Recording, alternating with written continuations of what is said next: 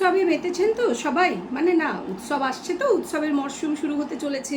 আর কয়েকটা 2-4টে দিন পরেই হচ্ছে বিশ্বকর্মা পুজো, তারপরে দুর্গা পুজো। সবাইকে আগাম শুভেচ্ছা, মানে সবাই তো জানাচ্ছেন। আমি জানাই না জানাই সেটা তো অন্য কথা, কিন্তু উৎসবে মেতেছেন তো? প্রতিবারই আগস্টের পর সেপ্টেম্বরে উৎসবে, সেপ্টেম্বর অক্টোবরে আমাদের উৎসবে মাততে বলা হয়, আমরা উৎসবে মেতে যাই হয়তো।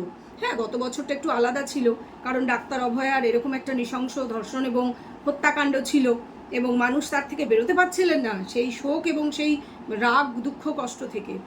এটার পরেই ঠিক 1 বছরের মাথাতে ঘটে গেল আরও একটা মর্মান্তিক দুর্ঘটনা। আমি যাদবপুরের কথা বলছি, হ্যাঁ, সেই যাদবপুর না ভয়ঙ্করপুর। তো যাই হোক, সেখানে ঘটে গেছে মর্মান্তিক একটি দুর্ঘটনা। ঘটনাটি গত পরশু দিন হয়েছে, বা তার আগের দিন রাত্রিরে হয়েছে। তা আমার একটু ভিডিওটা করতে দেরি হয়ে গেল। ইতিমধ্যে অনেক ভিডিও দেখেছি। আমি আসলে পিএম রিপোর্ট আসা পর্যন্ত ওয়েট করতে চেয়েছিলাম, কিন্তু যা বুঝছি সহজে সেটা আসার নয়। তো সেটা যাই হোক, সেটা ছাড়াও বলার মতন আরও অনেক কিছু যেহেতু আছে, তাই এই ভিডিওটা নিয়ে আপনাদের সামনে চলে আসলাম। ভিডিওটা প্রথম থেকে শেষ পর্যন্ত খুব ভালো করে দেখবেন, কারণ ঠিক 2 বছর আগে, এই যে গত আগস্ট মাস চলে গেল, তার থেকে ঠিক 2 বছর আগে ঘটে গিয়েছিল আরও একটি মর্মান্তিক দুর্ঘটনা র্যাগিংকে কেন্দ্র করে, এবং এই যাদবপুর বিশ্ববিদ্যালয়। আপনাদের নিশ্চয়ই মনে আছে স্বপ্নদ্বীপের কথা। হ্যাঁ, সেই বাচ্চা ছেলেটি, পক্সো কেস এখনও চলছে, সেই বাচ্চা ছেলেটির যে নির্মমভাবে তাকে হত্যা করা হয়েছিল সেটা জানাই গেছিল। কিন্তু তারপরে আরও অনেক ঘটনা চলছে, মানে তার যে হত্যাকারীরা তারা কিন্তু বেশ বহাল তবিয়তেই আছে শোনা যাচ্ছে। না, আমি বলছি না, এটা আমি কাজী মাসুম আক্তার একটি চ্যানেলে সাক্ষাৎকার দিয়েছেন, তিনি সেখানে অনেক কথা জানিয়েছেন। তার মুখ থেকেই শুনে খুব অবাক হলাম যে ঘটনাটা সম্পর্কে আজকাল কিছুই জানা যায় না, যেটা মানে এখন তো নেই, এয়ারে নেই ঘটনাটা, তাই এটা নিয়ে কেউ মাথাও ঘামায় না। তবে আমাদের মতন কিছু মানুষ যারা সেই সময়েও ভিডিও করেছিলাম, এবং সেই সময় আমার ওই ভিডিওটা 2 লাখের উপর মানুষ দেখেছিলেন, কারণ ভিডিওটা একেবারে মানে ডাইরেক্ট ওই বিষয়টা নিয়ে না হলেও র্যাগিং সম্পর্কিত, অতি অবশ্যই যাদবপুর বিশ্ববিদ্যালয়েরই র্যাগিং। এবং স্বপ্নদ্বীপের ঘটনারও 40 বছর আগে সেখানে কিভাবে র্যাগিং হতো, কতটা নির্মমতা হতো, সেই বিষয়ে আমি একটা ভিডিও করেছিলাম। এবং ভিডিওটা করার পর আমি সকলকে সতর্কও করেছিলাম যে আপনাদের ছেলে মেয়েদের যখন এই ধরনের 5 স্টার ইউনিভার্সিটিতে ভর্তি করার জন্য সবারই একটা মনসা থাকে যে একটা 5 স্টার ইউনিভার্সিটিতে পড়বো, বিশেষ করে যাদের ছেলেমেয়েরা ভালো, তারপর যদি তাদের কারুর সাথে এই ধরনের সাংঘাতিক ঘটনা ঘটে, তাহলে তো চিন্তার বিষয়। সেজন্য একটু ভেবে চিনতে 5 স্টার ইউনিভার্সিটিতে মানে পড়ানোর লোভটা করবেন, এটা আমি সেই সময় বলেছিলাম। কিন্তু তখন কিন্তু আমার মাথায় আসেনি, ভাবিনি যে ঠিক 2 বছর পরে, এক্স্যাক্ট 2 বছর পরে আবারও একই ধরনের ঘটনা ঘটবে। যদিও ঘটনাটা হয়তো র্যাগিং নয়, বা হয়তো র্যাগিং, এখনও জানা যায়নি কিছুই, তদন্ত তো সবে শুরু হয়েছে বা এখনও হয়নি, হবে এরকম পর্যায়ে রয়েছে, যেহেতু পিএম রিপোর্টটাও পাওয়া যায়নি। তো ঘটনাটা কি ঘটেছে সবাই জানেন, যে একটি মেয়ে সে পুকুরে পড়ে গিয়েছে। পুকুর নয়, ঝিল। মানে নোংরা যে কত পরিমাণে হতে পারে সেটা আপনারা ওই ঝিল দেখলেই বুঝতে পারবেন। ওটা আদর করে ঝিল পাড় বলে ডাকা হয়। তো সেই ঝিল পাড়ে একটি অনুষ্ঠান চলছিল। হ্যাঁ, গত 3 দিন আগে একটি অনুষ্ঠান চলছিল, বাউল গান বা কিছু এরকম, ড্রামা ক্লাব থেকে। তো যাই হোক, মেয়েটি ড্রামা ক্লাবের মেম্বার অতি অবশ্যই ছিল, সে সেখানে উপস্থিত ছিল জানা গেছে। তো ড্রামা ক্লাবের অনুষ্ঠান কতক্ষণ চলতে পারে? চলছিল রাত 10টা পর্যন্ত খুব সম্ভবত, কারণ 10:30 নাগাদ, 10টা 20 থেকে 10:30টার মধ্যে মেয়েটির দেহ আবিষ্কার হয়েছে। দেহ বলা হয়েছে, বিভিন্ন চ্যানেল থেকে প্রথম থেকেই সম্প্রচার করা হয়েছে দেহ, কিন্তু দেহ নয়, সেটা আমি এক্ষুনি প্রমাণ করে দেব, লজিক দিয়েই প্রমাণ করব। সেজন্যই বললাম ভিডিওটা আপনারা স্কিপ না করে পুরোটা দেখুন। তো যেটা হচ্ছিল, যে একটা অনুষ্ঠান চলছিল বলে আপনারা জানেন যাদবপুর ইউনিভার্সিটির 4 নম্বর গেটে কিন্তু 2-3টে সিসিটিভি আছে, মানে খুব দয়া ঘেন্না করে লাগানো হয়েছে, কারণ এটা একটা এমন অদ্ভুত জায়গা, মানে ভয়ঙ্করপুর, আমি আগেই বলেছি আমার এটা মনে হয়েছে। তার কারণ একমাত্র বোধহয় ইউনিভার্সিটির ভিতরে কোনো সিসিটিভি লাগাতে দেওয়া হয় না, এবং সেটা কাদের উদ্যোগে হয় না আপনারা জানেন? হ্যাঁ, সেটা এখানকার ছাত্রছাত্রীদের উদ্যোগে হয় না। আমি 13,000 ছাত্রছাত্রী ইউনিভার্সিটির প্রত্যেককে অবশ্যই দোষ দেব না, প্রত্যেকে বেশিরভাগই ভালো, হয়তো 1000-1200 তার মধ্যে আছে যাদের উদ্যোগে এটা হয় না, এবং তারা বাম অতি বাম বলে শোনা যায়, কারণ এখানে এসএফআই বা অতি বামদেরই চলে, এটা শোনা যায়। আমি জানি না ভেতর থেকে এটা কতদূর সত্যি, যারা রয়েছেন তারাই বলছেন, মানে ওখানকার যারা এক্সিস্টিং ছাত্রছাত্রী অনেক দিন ধরেই পড়াশোনা করছেন, তাদেরই কারুর মুখ থেকে বিভিন্ন চ্যানেলে শুনেছি এই রিসেন্টলি 2-1 দিনের মধ্যেই। কথাটা হচ্ছে যে এই 4 নম্বর গেট যেটা, সেখান দিয়ে ঢোকার মুখে 3টে সিসিটিভি আছে, কিন্তু সেই সিসিটিভির যে পরিসর সেটা কত দূর, ওই ড্রামা যেখানে হচ্ছিল সেই পর্যন্ত। মেন যে বড় লাইট, ফ্লাড লাইট যেটা, সেটা বন্ধ রাখা হয়েছিল, কারণ ড্রামা চলছে, ওখানে অত লাইট জ্বালানো যাবে না, অতএব আশপাশটা কিন্তু অন্ধকার ছিল। আর আপনারা সকলেই দেখেছেন যে জায়গাটা কীরকম, ওই যে ঝিল পার, ওই যে ঝিল, সবুজ শ্যাওলা দিয়ে ঢাকা ঝিল, সেই ঝিল খুব গভীর, 10 ফুট গভীর কিন্তু। আর তার ঠিক পাশেই একটি শৌচালয়, আর সেই শৌচালয় একটি সরু রাস্তা বাঁধানো, কংক্রিটের রাস্তা, এবং তার পাশ দিয়ে রেলিং আছে, কিন্তু একেবারে কর্নারে গিয়ে রেলিং নেই। আর ঠিক সেখানেই মেয়েটির সোকল্ড বডি পাওয়া গিয়েছে। কেন বডি বা কেন বডি নয় সেটা আমি একটু পরে বলছি, তার আগে এটা বলে নিই, লোকেশনটা আপনাদের একটু বুঝিয়ে নিই। যে সেই শৌচালয়তে মেয়েটি গিয়েছিল বলে ধারণা করা হচ্ছে, এবং তারই বন্ধুরা শোনা যাচ্ছে যারা তার সঙ্গে ছিল তারাই নাকি চ্যানেলকে বলেছে বা পুলিশকেও বলেছে হয়তো যে সে ড্রাঙ্ক ছিল, বা কেউ কেউ বলেছে সে কোনো ওষুধ, ঘুমের ওষুধ ইত্যাদি নিয়েছিল, অথচ সে কিন্তু ওই ফাংশনের ওখানে উপস্থিত ছিল, ওই যে অনুষ্ঠান চলছিল, খুব ভালো কথা। আবার কেউ কেউ নাকি বলেছে যে সে মাদক নিয়েছিল। মানে মেয়েটির ভীষণ দোষ, মানে মেয়েটির ক্যারেক্টার, মানে যেরকমভাবে ঠিক ডাক্তার অভয়াকে সেও নাকি পাগল ছিল, সেও নাকি মানসিক রোগের ওষুধ খেত বলে প্রথমটা মানে প্রচার করার একটা চেষ্টা হয়েছিল। আমি মিল পাচ্ছি, যেহেতু মিল পাচ্ছি তাই বলতে বাধ্য হচ্ছি। আচ্ছা, এই পর্যন্ত জানা গেল। যদি মেয়েটি শৌচালয়ে গিয়েছিল, সেখানে কোনো আলো ছিল না, কারণ মেন ফ্লাড লাইট যেটা ওটা তো নিভিয়ে দেওয়া হয়েছিল, অনুষ্ঠান চলছিল কি না। আবার অনুষ্ঠানের পারমিশন কাজী মাসুম আক্তার দেখলাম বলছেন 8টা পর্যন্ত নেওয়া ছিল, 8টা পর্যন্তই থাকার কথা, কারণ একটা ইউনিভার্সিটি, সেখানে ছেলেমেয়েরা সারা রাত ধরে হই হই করবে, বেলেল্লাপানা করবে। বেলেল্লাপানা বললাম কারণটা আপনারা জানেন, আরও একটু বলে দিচ্ছি। ওই যে ঝিল, ওই ঝিলে মদের বোতল, বিয়ারের বোতল ভেসে থাকতে দেখা গেছে। হ্যাঁ, ভালো মতন সেখানে গিয়ে ভিডিও করছেন সংবাদপত্র, মানে সংবাদের যে চ্যানেলগুলো তারা দেখাচ্ছেন, আপনারা দেখতে পারেন সুন্দর করে সেখানে ভাসছে মদের বোতল। এখানে মদ, আর তাছাড়াও গ্রাউন্ডের মধ্যেও যেখানে অনুষ্ঠান চলছিল, মদের বোতল, আরও নেশার নানা রকম প্যাকেট শোনা যাচ্ছে এদিক ওদিক, তারা দেখাচ্ছেন রীতিমতন পড়ে আছে। খুব ভালো কথা, এখানে পড়াশোনা হয়, মানে ওই যে চান্স পেয়ে দেখা ব্যাপারটা জানেন তো, চান্স পেয়ে দেখা, এটাই হয় এখানে, যে চান্স পেয়ে দেখা। আর তোরা চান্স পেয়ে দেখাতে পারিস নি, একটা কথাও বলবি না, আমরা যা ইচ্ছা তাই করব, যা ইচ্ছা তাই। এর মধ্যে ধরুন সিসিটিভি লাগাতে দেবো না, ওই যে 3টে দয়া করে লাগাতে দিয়েছি গেটের সামনে, যার পরিসর একেবারেই ঝিল পার পর্যন্ত যাবে না। এবং যখন জোরে জোরে মানে বক্স টক্স বাজছিল, নিশ্চয়ই কিছু তো একটা সাউন্ড সিস্টেম ছিল, আওয়াজও শোনা যাবে না, কোনো কেউ চিৎকার করলে, মানে মেয়েটি হয়তো চিৎকার করেছিল, মেয়েটি ড্রাঙ্ক ছিল কিনা সেটাও অনেক বর্ণনা হয়েছে, যে তাকে জল থেকে তোলা হয়েছে। এবার আমি বলি যে বডি তোলা হয়েছে, জলে নাকি বডি ভাসছিল, এটা প্রথমে রটনা করা হয়েছে, চ্যানেলে শোনা গেছে, সবাই জানেন জলে বডি ভাসছিল। মানুষ মরে না গেলে জলে বডি ভাসে না, এটা তো আপনারা জানেন, খুব কমন সেন্স।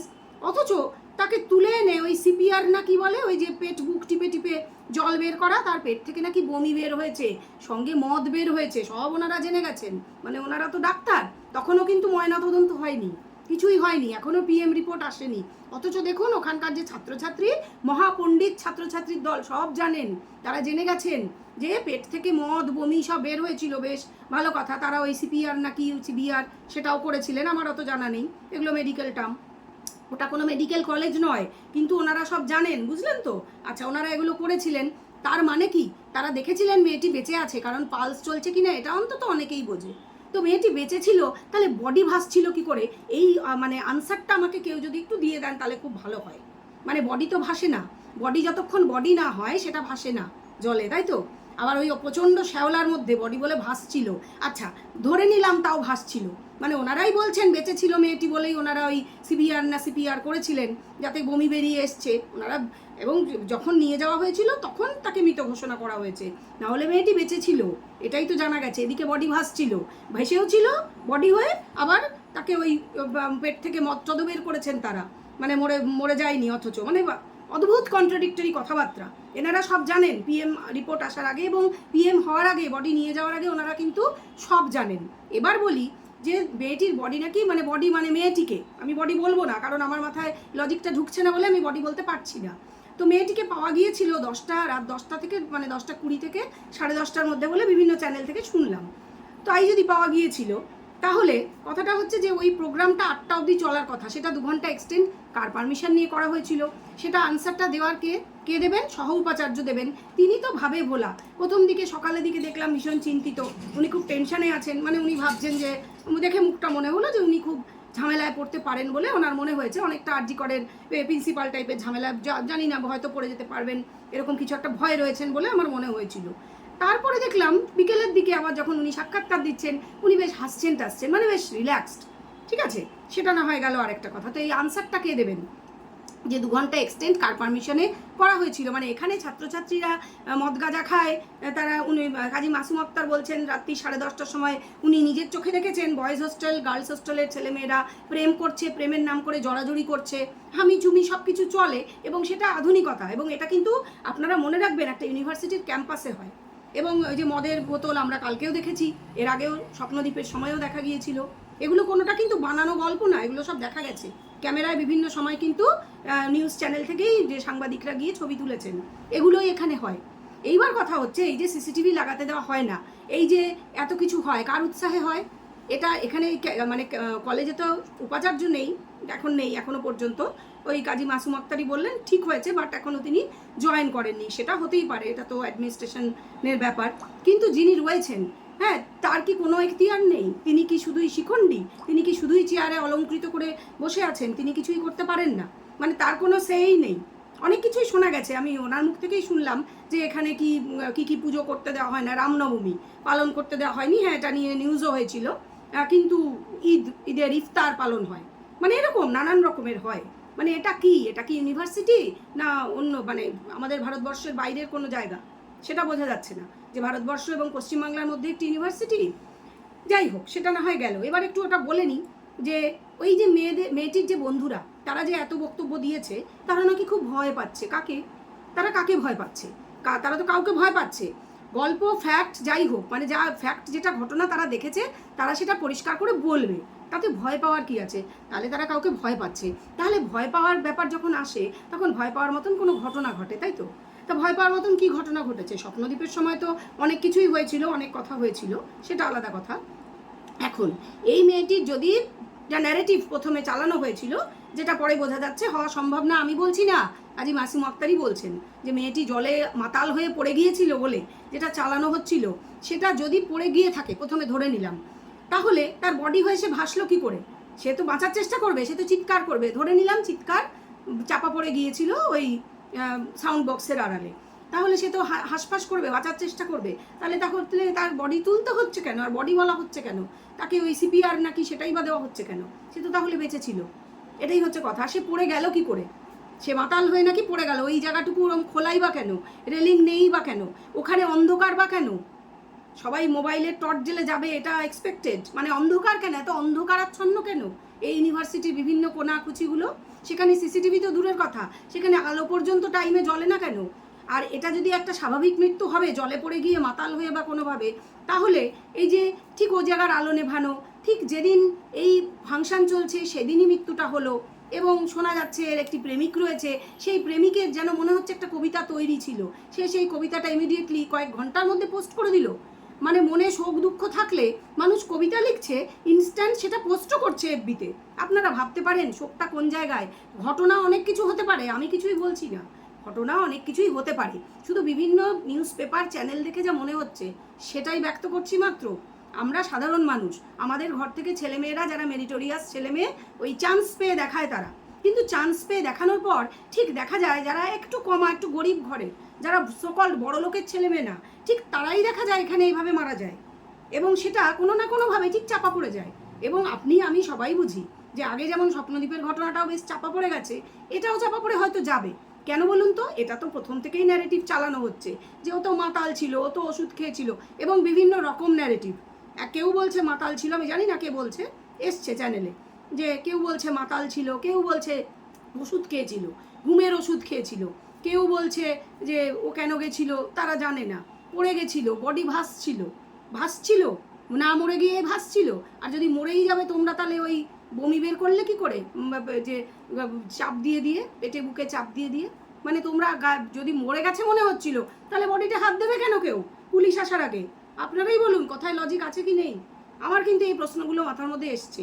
কারণটাই হচ্ছে 2 বছর আগে ভিডিওটা যখন করেছিলাম, একটি 17 বছরের নাবালক ছেলে, তাকে কিভাবে তিল তিল করে যন্ত্রণা দিয়ে মেরেছিল র্যাগিংয়ের নামে এখানকার সকল দাদারা। এবার এই দাদাদের মধ্যে কিন্তু পাস আউট হয়ে যাওয়া বহু বছর আগে, এমনকি 10 বছর আগের দাদারাও রয়েছে। কেন বলুন তো এরা কিভাবে ক্যাম্পাসে ঢোকে? কারণ এই যে 4 নম্বর গেট বলুন আর 8 নম্বর গেট বলুন আর যে গেটই বলুন, এই যে ভয়ঙ্করপুর ইউনিভার্সিটি, তার গেটে কোনো আইডি চেকই করা হয় না। এটা আমি বলছি না, এখানকার যারা এক্সিস্টিং ছাত্রছাত্রী, বেশিরভাগ ছাত্রছাত্রী মেরিটোরিয়াস এবং ভালো, তারা বলছে যে এখানে কিছুই চেক করা হয় না, তারা নিরাপত্তার অভাবে ভোগে। কেন একটা ইউনিভার্সিটির মধ্যে মদের বোতল, গাঁজার ঠেক আর জড়াজড়ি ছেলে মেয়েদের এগুলো দেখাই বা যায়? আর কেনই বা সেখানকার সাধারণ মেরিটোরিয়াস ছেলেমেয়েরা নিরাপত্তার অভাবে ভোগে? এর উত্তর কে দেবেন? অতি অবশ্যই কর্তৃপক্ষ দেবেন। তো কর্তৃপক্ষ দিচ্ছেন কোথায়? তিনি হেসে হেসে কি বললেন, তাকে যখন সাংবাদিকরা বলছেন আপনি তো নতুন রয়েছেন এই সহ উপাচার্য পদে, তিনি বলছেন নতুন টতুন না, 32 বছর শিক্ষকতা করছি, আমার আর শেষ দিক। মানে আপনাদের কি শুধু এই আমার তো শেষ দিক, চলে গেলেই বেঁচে যাব, আবার একজন কেউ আসবে, আর পলিটিক্স চলবে এখানে, মানে পলিটিক্সের তারপর বলি হবে এই কিছু নিরীহ ছেলে মেয়ে। মানে এটা আর কতদিন এই ভয়ঙ্করপুর ইউনিভার্সিটিতে? এটা আর কতদিন? এটা দেখতে হচ্ছে পশ্চিমবাংলার বুকে। এবার আসি সিসিটিভির খরচের প্রসঙ্গে। নিজের মুখে বলছেন সহ উপাচার্য যে 65 লাখ থেকে 70 লাখ টাকা সিসিটিভির খরচ। তাই বুঝি? আচ্ছা, আপনি ছাড়া কি কেউই সিসিটিভির খরচ সম্পর্কে কিছু খবর রাখি না বলে আপনি মনে করেন? হতে পারে আপনি 32 বছর ওখানে পড়াচ্ছেন, আপনি বিশাল আপনার কেরিয়ার, মানলাম, অতি অবশ্যই আপনি ভীষণ শিক্ষিত বিদগ্ধ মানুষ, খুবই ভালো টিচারও হবেন, না হলে এরকম ইউনিভার্সিটিতে আপনি পড়াচ্ছেন কি করে এত বছর। কিন্তু কথা হচ্ছে 65 লাখ থেকে 70 লাখ টাকার বাজেটের গল্পটা আপনি যে আনলেন, আপনারই তো একজন যে ওই উপদেষ্টা হয়ে যিনি এখন রয়েছেন কাজী মাসুম আক্তার, তিনি বলছেন যে 5টা থেকে 6টা সিসিটিভি লাগাতে 5,000 থেকে 6,000 টাকা খরচা। এক্স্যাক্টলি আমাদের বাড়িতেও দেখেছি, এই ফ্ল্যাট বাড়িতে লেগেছে ওই রকমই, ওই খুব বেশি ধরে নিচ্ছি 20,000, 25,000, 30,000, 5-6টা। তাহলে আপনি মানে 65 লাখের গল্পটা আনছেন কোথা থেকে? আপনার তো 1 লাখ টাকা হার্ডলি খরচ হবে মানে সিসিটিভিতে ভরিয়ে দিতে ইউনিভার্সিটিটাকে। তাহলে খরচটাই কারণ? আপনি বলছেন এটা রাজ্য সরকারের দেওয়ার কথা, রাজ্য সরকার দেয়নি, খুব দোষ করেছে, একদম দোষ করেছে, তারাও তো আনসারেবল, তারা নিশ্চয়ই আনসার দেবে আশা করছি। তো এই 65 লাখ টাকার যে গল্পটা আপনি দিলেন, এটা যে কতটা বোগাস সেটা একটা 2 বছরের শিশুও বুঝবে।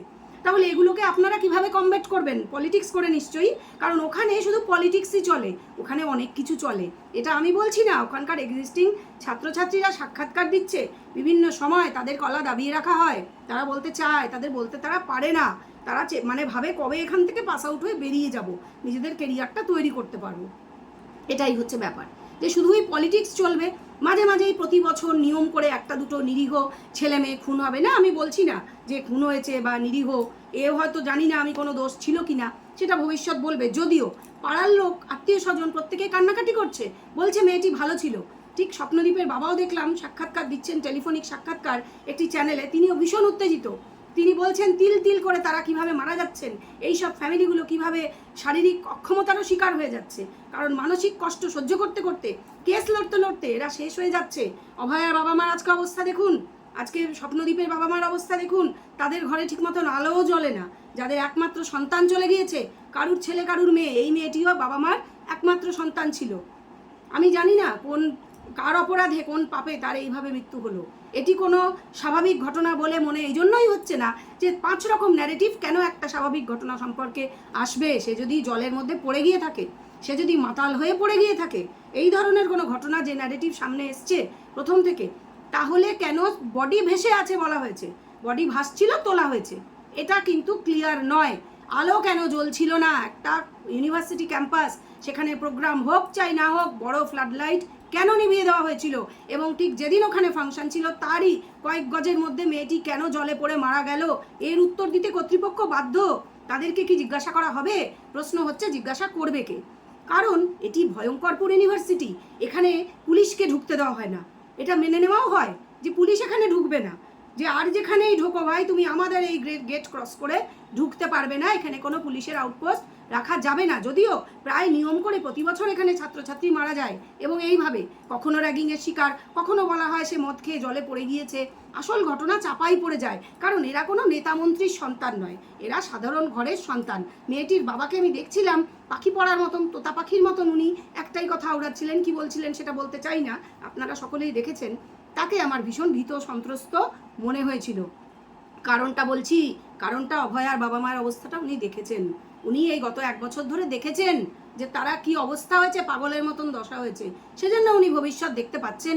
আমি বলবো বুদ্ধিমান মানুষ, মেয়ে তো চলেই গিয়েছে, তাই উনি মুখে কুলু পাটাটাই ঠিক মনে করেছেন। আপনারা বলবেন ভিডিওটা দেখে যে আপনাদের কি মনে হলো। এই যে বডি ভেসেছিল বলা হচ্ছে, আবার তাকে ওই সিপিআর নাকি দেওয়া হচ্ছে, যে তার বমি বেরোচ্ছে, তারপর তার হসপিটালে যাওয়ার পর জানা যাচ্ছে, কাছাকাছি নিয়ে যাওয়ার পর, যে সে নেই আর। স্বপ্নদ্বীপের বেলায় এরকম অনেক রকম ন্যারেটিভ এসেছিল, চাপা দেওয়ার অনেক চেষ্টা হয়েছিল, এবং সেই ছেলেগুলি নাকি নানান রকমের তারা অ্যাপিলও করছে, এবং তারা বেশ জামিন টামিন পেয়েও যাচ্ছে বলে জানা গিয়েছে। অনেকেই জানেন না, তাই কাজী মাসুম আক্তারের মুখ থেকে শুনলাম, একটি চ্যানেলে বলে দিলাম কথাটা। এবার আপনারা ভিডিওটা আশা করি পুরোটা দেখেছেন। আপনাদেরও ছেলেমেয়েরা স্কুল কলেজ ইউনিভার্সিটিতে যায়, 5 স্টার ইউনিভার্সিটি, যেখানে চান্স পেয়ে দেখা, এটা একটা লজ্জ তাদের। মানে কিছু থেকে কিছু হলেই আগে চান্স পেয়ে দেখা, তোরা যখন চান্স পাসনি তাহলে কোনো কথা বলার তোদের এখতিয়ার নেই, এটাই তাদের বক্তব্য। আমরা মদ খাবো, গাঁজা খাবো, সিসিটিভি লাগাতে দেবো না, মানুষ মারবো, বা মানুষ মারার মানে মেরে বলবো এমনি পড়ে গেছে, মানে এরকম ব্যাপারটা চলবে আর কি এখানে। কারণ এটা তো অন্যই কোনো দেশে, এটা তো মানে প্ল্যানেটের বাইরে, এরা তো একটা আলাদাই জগৎ তৈরি করে নিয়েছে, এবং সেটা কর্তৃপক্ষ খুব সুন্দরভাবে মেনে নিয়েছেন। অবশ্যই মেনে নিয়েছেন, না হলে একের পর এক এই ধরনের ঘটনা একটা ইউনিভার্সিটিতে কিভাবে ঘটে। আরও আমি বলতে পারি আরও অনেক ইউনিভার্সিটি আছে, বিধানচন্দ্র কৃষি বিশ্ববিদ্যালয় আছে, সেখানেও অনেক পুকুর আছে, সেটাও বিশাল এরিয়া নিয়ে, কই সেখানে তো এরকম শোনা যায় না, সেটাও খুব কাছে কলকাতার। আপনারা আশা করি অনেকেই জানেন। আপনারা বলবেন তো ভিডিওটা শুনে দেখে আপনাদের ঠিক কী মনে হলো, যে নিরাপদ ছেলেমেয়েরা এই ধরনের 5 স্টার ইউনিভার্সিটিতে পড়তে গিয়ে, মেরিটোরিয়াস ছেলেমেয়েরা, তাদের অনেক অভিযোগ রয়েছে, যারা এইসবের মধ্যে থাকে না, যারা সত্যিকারেই পড়াশোনা করতেই ওখানে গেছে। এবার আপনারা বলবেন যে দায়িত্ব কার, দোষী কে, কেন পুলিশকে এখানে ঢুকতে দেওয়া হয় না, কেন সিসিটিভি লাগাতে দেওয়া হয় না, এই যে 65 লাখ খরচ হবে সেটা আবার দিচ্ছে না, স্যাংশন হচ্ছে না গভর্নমেন্ট থেকে, এইটা বক্তব্য বলে পাশ কাটিয়ে চলে যাব বারবার, আর বারবার লোকের ছেলে মেয়ে মারা যাবে, এইটা কি ধরনের বিচার আপনারা বলবেন। নিয়ে ভিডিওটা বেশি করে শেয়ার করবেন, আপনাদেরই মতন আমাদের আরও যে ভাই বোনেরা আছে তাদেরকে জানাবেন, কারণ সকলের ছেলে মেয়েকেই তো যেতে হয় ইউনিভার্সিটিতে, তাই না? এবং অনেকের ছেলে মেয়েই স্বপ্ন দেখেন এইরকম একটা 5 স্টার ইউনিভার্সিটিতে পড়ার। আশা করি ভিডিও ভালো লেগেছে এবং সঠিক মনে হয়েছে। যদি সঠিক মনে হয় তাহলেও কমেন্ট করে জানান আপনাদের বক্তব্য, বেঠিক মনে হলেও অবশ্যই কমেন্ট করে জানান। আর ভিডিওটা অতি অবশ্য করেই ভারতের কোনায় কোনায়, ভারতের বাইরেও শেয়ার করে দিন। আশা করি সকলে ভালো থাকবেন, সুস্থ থাকবেন। নমস্কার।